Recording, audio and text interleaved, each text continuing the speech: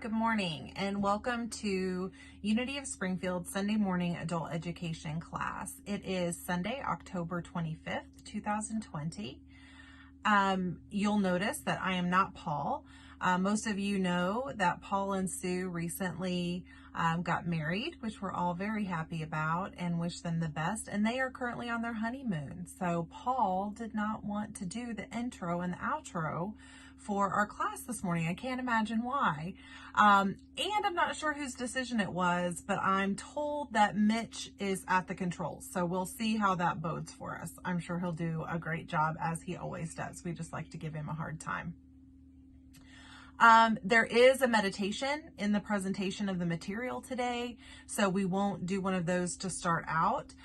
Today we are going to be discussing the book by Reverend Martella-Whitsett, Divine Audacity. And we are so glad that you've joined us. We love the opportunity to be able to present materials on Sunday morning and stay connected even when we're not in a physical space together. So with that, I'll get started. So Divine Audacity, Reverend Whitsett, she's not only written this book, but there's several things you can search on YouTube. You can see some presentations of her materials, some talks that she's given at other Unity churches about the concept of divine audacity and what that means for her. She gets very passionate about it. And if this information intrigues you at all, I really encourage you to pick up the book or to check out some of those videos. You will not be disappointed. It's a little jump start for your soul is what I think. So when we think about divine audacity, the first thing I did was looked up, Webster defines audacity as a willingness to take bold risks. So some synonyms for audacity are daring, fearlessness, bravery, courage, all of those really powerful words. And so with that, Reverend Whitsett is saying that it is our call to act with divine audacity, and that we as students of Unity and students of truth really have all of the tools within us to live a divinely audacious life and to be the light of the world. So one of the quotes that she talks about really impacted her work in this book, Divine Audacity, is from A Course in Miracles. And she feels like this really just kind of boils it down to what we're talking about. And that is, today I will accept the truth about myself. I will arise in glory and allow the light in me to shine upon the world throughout the day.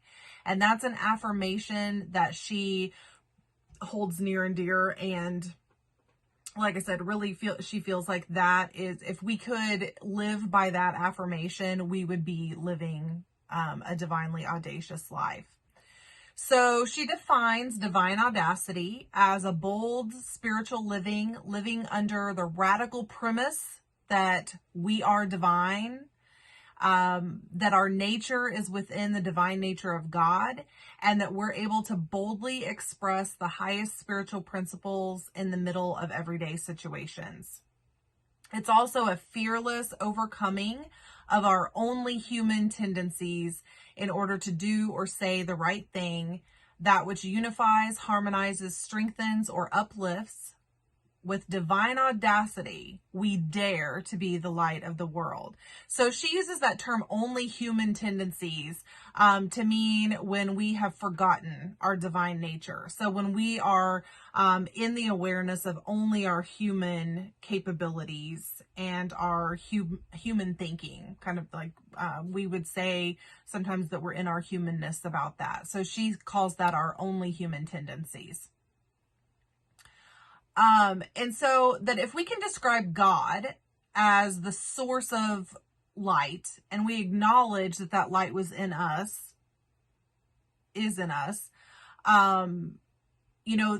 those are themes in so many religious writings and traditions that, have gone on. And it's definitely something that we hear in Unity, that God is light, God is love, and we are of that light and that love, and we are the expression of that on this human earth right now. So if we know that, if we accept all that we know about God and how we, talk about that love and light, then it is also true about ourselves. She says sometimes that's hard because then we have to accept personal responsibility for our own thoughts, words, and actions. We can't pretend to be helpless in the face of our human experience, because if we are truly in tune with that and we know from the core of our being that we are the light of the world, we really have to take responsibility for not allowing ourselves to get into that only human thinking mindset. And so admitting our divine identity requires us to draw from and express the one power consciously every day. And we have to live from that realization. And to do that, she says, requires audacity. We have to bravely and daringly step into that role and do the work that is ours to do so that we can shine that light to the rest of the world. Our co-founder, Charles Fillmore, wrote in Mysteries of John, "Everyone has within him the light of divine understanding. Those who do not recognize that they have this inner light are thinking intellectually instead of spiritually. The Christ light comes forth from God and under all circumstances is aware of its source." Under all circumstances is aware of its source. And I think that's where she's going with that divine audacity, is that no matter what is going on in this human circumstance that we find ourselves in, that we are always aware of our source and we are audaciously living from that place of being. So in her presentations that I watched, Reverend Whitsett added an analogy that she didn't have in the book. And that analogy is that of a geode. And she used a geode to kind of describe us as human beings and said, when you find a whole geode, it really is just a very ordinary looking rock, right? It's fairly uniform. It's kind of unremarkable. One geode looks very similar to another if they're just laying on the ground in their whole form. And so to the casual observer, they don't really appear to be all that special. And so she compares us in our human form to that geode, saying that like the outer shell of the geode, like that's our crust, that's our shell, and that it's really made up of all of our stuff. So that's the stuff we're carrying around. It's the walls we've put up. It's the doubts we have about our divine nature. Maybe it's just that we've been living that human existence and things have just kind of encased our light in a way that we're not even fully aware of because we're not on that spiritual journey. It could be all of those things. And so what she says is that when we start to tap into our divine nature and we start to realize that there's more to it than this outer shell, we start to kind of create cracks in that shell and we start to release the beauty that we were holding inside the entire time. It's always there, right? Like the geode laying on the ground looking like an ordinary rock has this magnificent surprise inside and it's just waiting for someone to crack it open and see. And that's what she uses to, talk about us, that, once we cracked it open and we see the beauty that we're just in awe of inside that geode. And that's the same for when we truly get in tune and in touch with that divine nature within ourselves and we're feeling in that space of oneness. It's just, awesome. It's the most beautiful thing that we've seen or that we've experienced. And it's unique, a unique expression. And that's the same with the geode.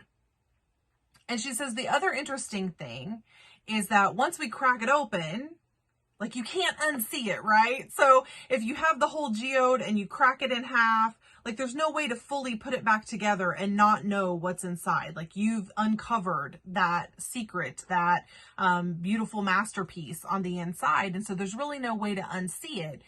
Even if you try to kind of put it back together and hide it, it's always there. And you know, on some level that that's what it has inside.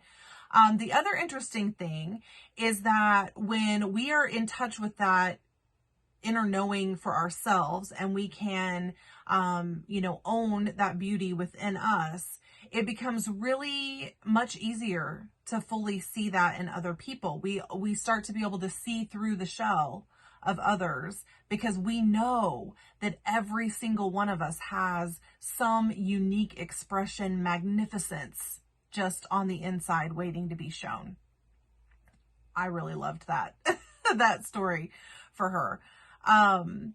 And so she talks again about that, when we're in that only human consciousness, we don't always have the eyes to see that. And that's why our conscious development is so necessary. Because we need to know first intellectually and then wholeheartedly the reality of our infinite self. And so that can happen in really beautiful moments, and we can have those connections of oneness and those feelings. But I don't know about you, but I've experienced, sometimes those moments are fleeting. Sometimes they last a lot longer, but then all the human stuff comes back, and it's really easy to get out of touch with that reality of the infinite self inside. And I've talked about this a lot. I'm obviously on this journey, so thanks for being there with me. But she really says that like we have this drive to be greater than our human thought, feeling, and experience. And that that of course we do, because that's natural to us. We are divine beings. And so it's perfectly natural for us to think, to have this drive and this knowing that there's something more than our human thoughts, feelings, and experiences. And that furthermore, when we're feeling tension between where we are now and where we want to be, that's usually when we're on the threshold of our infinite self. So we're kind of perched on that ledge, and what we know or what we think we know, where we're currently at, our current understanding, and this thing that is pulling us forward, we're right there. We're on the threshold and we're teetering until we have the divine audacity to step forward and step into that knowing and trust that it's all working for our good, and that any thought we have is coming from divine mind and the one mind. And so we can audaciously step into that because we can trust it. She also talks about when we feel torn between extending mercy and teaching someone a lesson, when we feel eager for change, but kind of scared about the idea of it.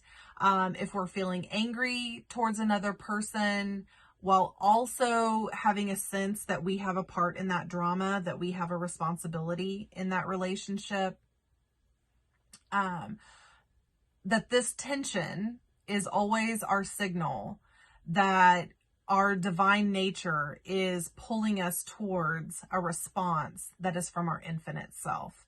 That is, that still small voice within, that is, divine mind, one mind saying, oh, here's a path that will lead you closer to your infinite self. She also says that activating our spiritual abilities is a choice. And we have the choice to shift our attention from our personal self towards the infinite self, or that which is God, our real self. And we have the choice to step into that knowing of becoming what God is and allowing whatever it is that God, one mind, divine, the universe, whatever you choose to call it, is seeking to express something through us. So we can turn within to be love, strength, wisdom, life, all the spiritual capacities.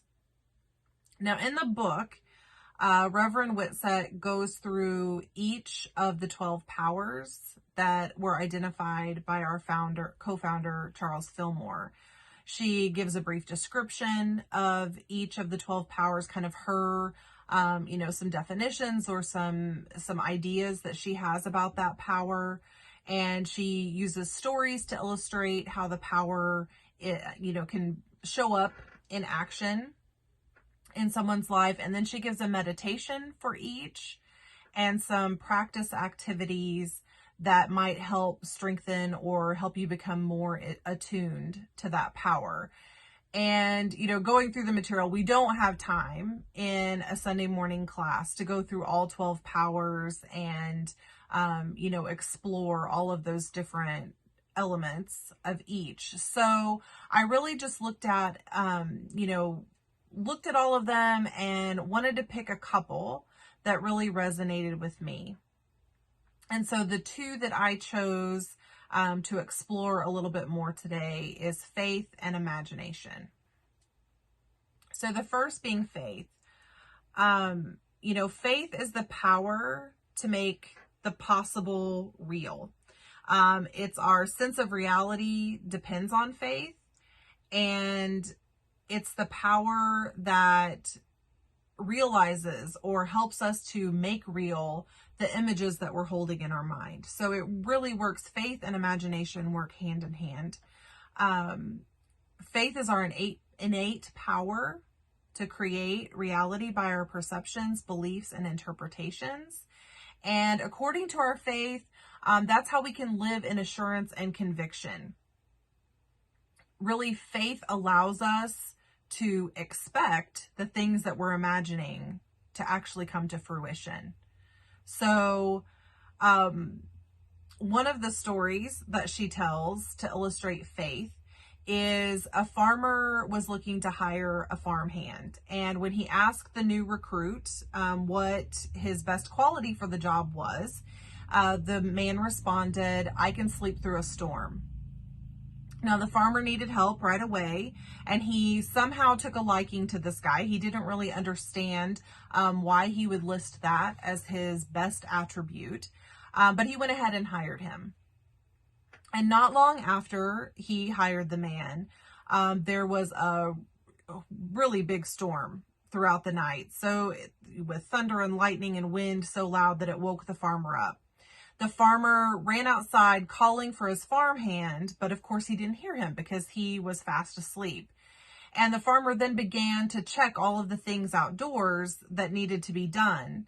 And what he found was that the farmhouse was shuttered, the barn was shut tight, the bales of hay had all been protected by tarps, the tractor was secured in the garage, the animals were all enclosed with supplies and food and water, that everything was in its place. And in a flash of awareness, he suddenly understood why the man had used the fact that he could sleep through a storm as his best quality, because he realized that it was his faithfulness, that he knew he had done his work and he had done everything to prepare for all conditions, and he could sleep peacefully every night and even through a storm because he had faith that he had done what was necessary to keep everyone and everything safe and in its place. Our co-founder, Charles Fillmore, says faith is the highest expression of belief or confidence. It is that something in man which says, I believe in the possibilities of things I cannot see. I believe in the possibility of divine mind doing in this age right now everything that was ever done in any age. When we believe this and hold to it, putting aside all doubt and whatever suggests failure, the thoughts of faith begin to accumulate substance and fulfillment follows. I just really found her story to be, so in line with, again, other things that messages and talks that Sue's done, other classes that have been done on Sunday mornings. But it really just helped me to step into that idea that Having faith is not just about having blind faith, but there can also be faith that I'm doing the actions, I'm doing the work that is necessary to help me create the conditions that I'm imagining. And that the more I step into that work and the more, the more fully that I have a spiritual practice or a daily practice that I'm working through, and that I'm looking, to attune that connection to my infinite self, the more conviction I can have about, that knowing, and the more faith that you have in the dreams and the things that you're imagining. So moving on to imagination. So imagination is our powerful capacity to picture what we can be. And by holding that idea, we develop it until we feel its effects while it is still yet unmanifest.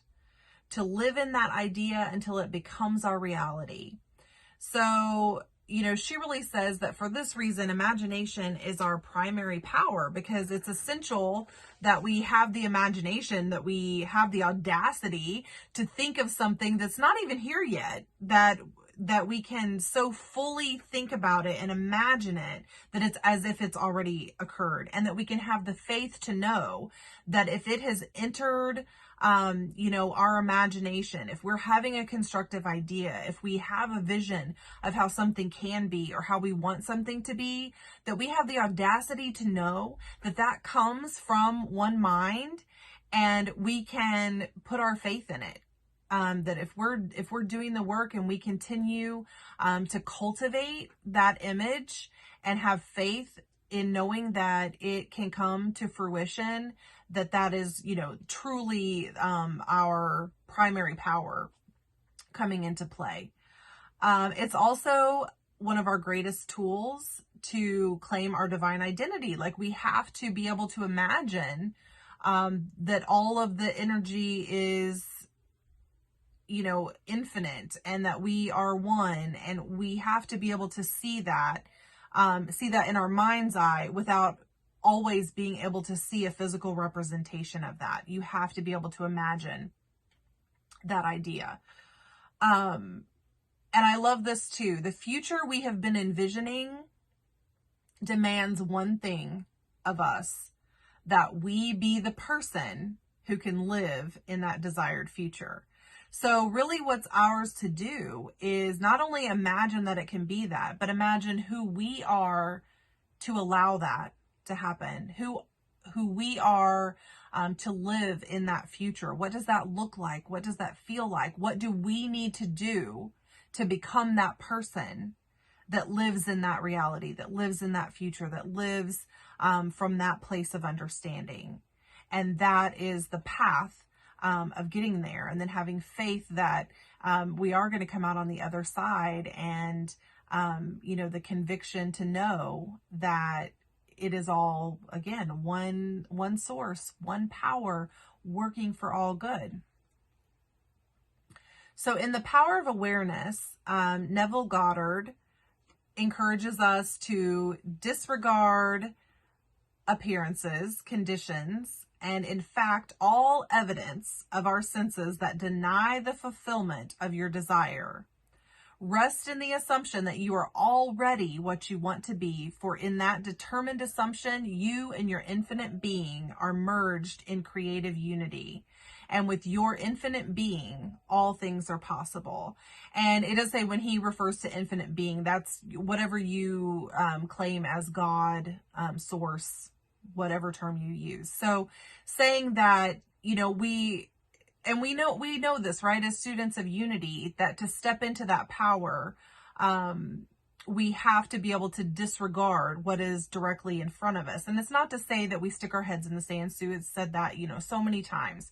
We're not saying stick your head in the sand and ignore what is in front of you, but disregard the current appearances. If you have that imaginative vision of something other, of a future that does not involve the current circumstances, then you can be looking kind of through them and past them. Like, you know that those current appearances don't have any power over what you are capable of accomplishing, over what your future can look like, and how you have the power to change circumstances. So that's all it's saying. And so what Reverend Whitsett says to us is that we have to be able to dare to dream. Dreamers, she calls dreamers energy weavers. I love that too. That dreamers change reality, and dreamers are able to access the unseen power. And she also points out that 40% of the Bible is based on dreams and visions that were recorded. So we need to be able to dare to dream of a future that has not yet manifested. We have to faithfully live as if our perceived reality is fulfilled, and remember that we have the capacity to be the light of the world, and that increases with practice. So it's not always easy, right, to shine. Sometimes we feel like we ourselves are embroiled in darkness. That could be depression. That could be feeling helpless or worried about a loved one. We could be experiencing or watching people go through a natural disaster. We could be in an election year. You know, all of those things are happening around us. And sometimes it gets really, it gets difficult to feel like you can shine, or to be able to find that light to shine. And so she reminds us that Jesus said, "For this I was born, and for this I came to the work, to testify to truth." And that each of us also came into this world to be the light. And we can use daily spiritual practice to help us focus our attention. We can grow fully attuned to our spiritual abilities. Like, that is the task before us. And then when times are tough and the light appears its dimmest, we will know, we can't unknow how bright our light can shine. And so we'll remember how bright our inner light truly is. And we know, right, that light can always overcome darkness. All you have to do is shine a light on darkness.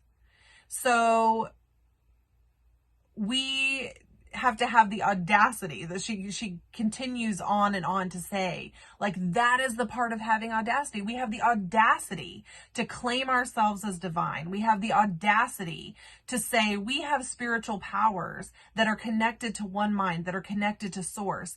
And as long as we are tapping into that, and we are practicing, and we are releasing our only humanness experience, and saying, I know who I truly am, and I am broken wide open, and this light is shining so bright, I can't put it away. And not only can I not put my light away, but I know that each of you has a light within you, and it's just waiting to be broken open. And that if we all break open and we all shine our light, you know, just like, that's a super audacious thought, to think that we are all just going to, you know, be in that space together. We're going to break wide open. We're going to shine our light so bright that darkness can no longer survive.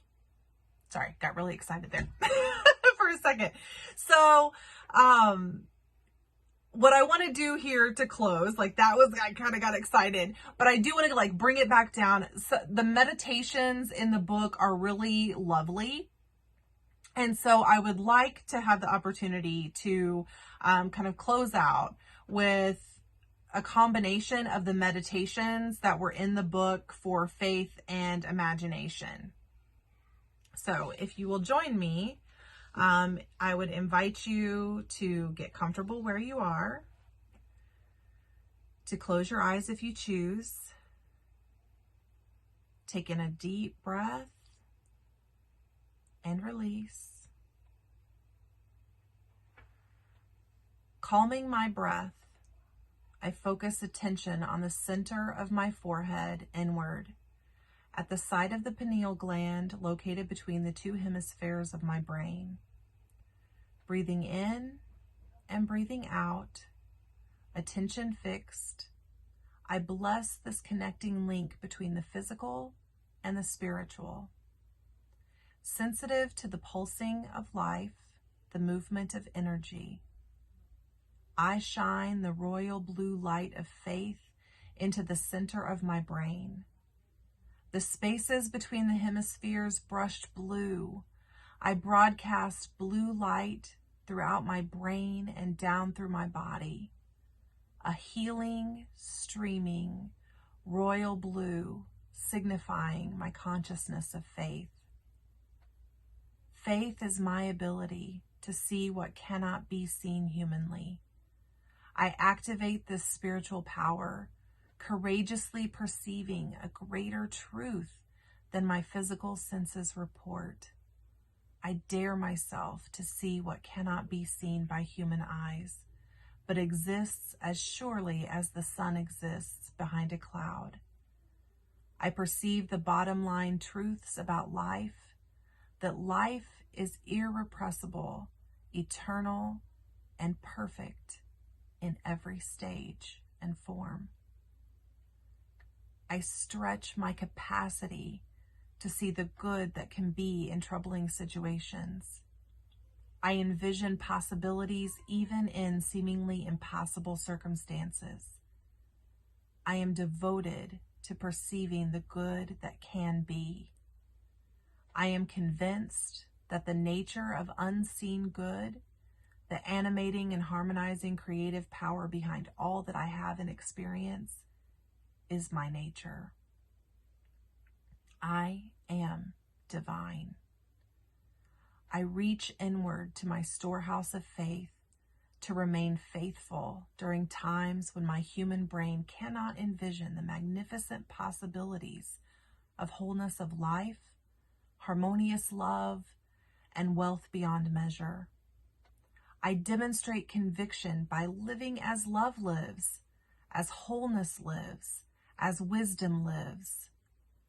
I audaciously trust in universal goodness, so much so that I rest deeply in the peace of spiritual assurance.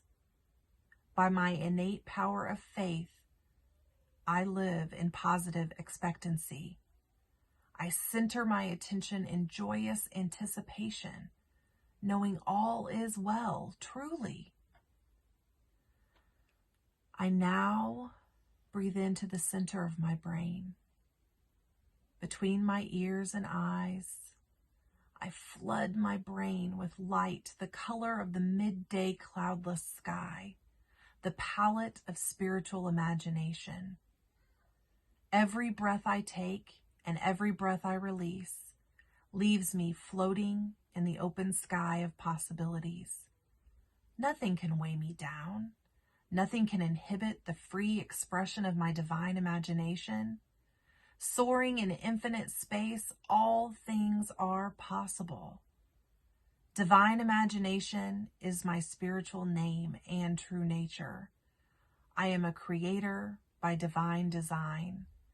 I reach beyond assumptions and limitations, dreaming of magnificent possibilities. By the power of conception, I catch a marvelous idea of what I can be, what I can do, and what I can experience. I can tell that this idea is mine to express by its captivating appeal. I recognize in this idea the possibility of fulfillment that I have longed for. The marvelous idea I have grasped fleshes out as a vision and a purpose. Like a seed planted in the ground and watered, this idea is nurtured by my power of vision. I envision the fully formed blossom now, while the seed remains in the deep womb of possibilities. I am the spiritual power of imagination, claiming my divine identity. I call forth from within me my rightful divine capacities, pouring them out in fulfillment of my purpose. I have eyes to see the good within me. I have eyes to see the good around me. I have eyes to see the good path ahead of me. Whatever seems impossible, by my power of imagination, I declare all things are possible. Today, I will accept the truth about myself. I will arise in glory and allow the light in me to shine upon the world throughout the day.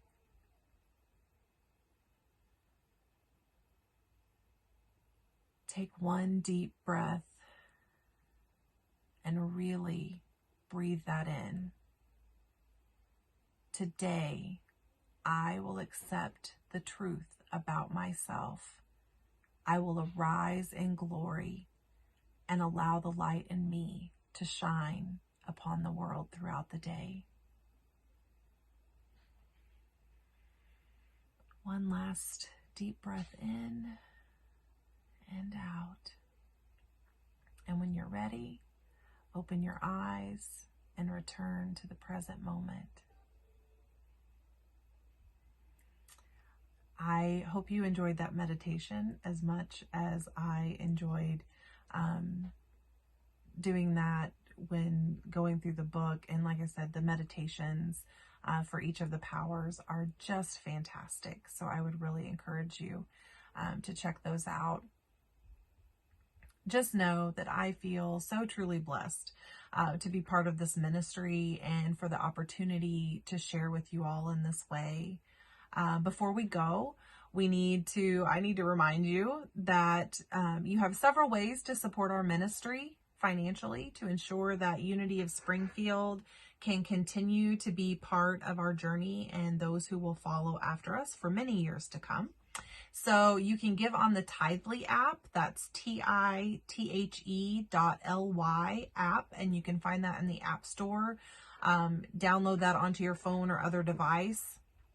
And then you should be able to search and find Unity of Springfield. That's the app I use. It's really awesome. You can control your giving. You can change the day of the month, the day of the week. You can make a reoccurring, do reoccurring giving, which is what I do, so I can't forget about it. And I know that the ministry is always supported.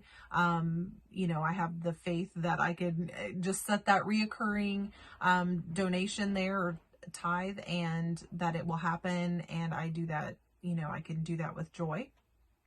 You can also go to our webpage at unityofspringfield.org and click on the donate button, or through PayPal using the email cunity@sbcglobal.net.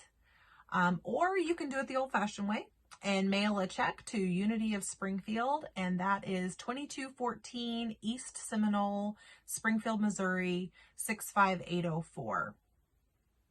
I also wanted to say thank you to everyone who donated coats, blankets, and other warm items for Connecting Grounds. Lisa Landrigan was able to take those to the donation center this week, and they were much appreciated. We did receive enough donations that we filled the big blue crate to overflowing. So most of you, I think, have seen that big blue crate that we tend to put donations in when we're in service in church. And so we had that out front of the building, and people drove up and put stuff in there, and it was over the top by the time we got done. So thank you to everyone who sent items for that. And just want to kind of let you know, look for some more opportunities in the future to partner with Connecting Grounds.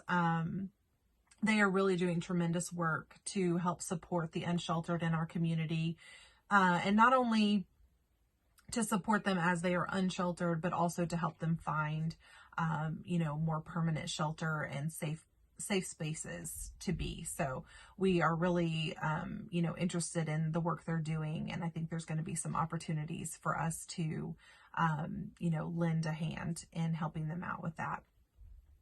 Next week will be Teresa Amezcua speaking for the Sunday morning class. And to follow, of course, at 11 a.m., there will be our Sunday morning service. And so excited to hear what Denise Rosier has for us this week. I know it will be amazing, and we'll have amazing music for sure. So don't forget to tune in at 11. Now is our time to circle up our energies virtually. So let's do that in our mind's eye. We're circling, creating an energy circle. And now let us pray. Thank you, God, for this opportunity to remember that we are the light of the world. May we all go out into the world today with the audacity to claim our divine nature and shine so brightly it cannot be denied. And so it is. Amen. Namaste.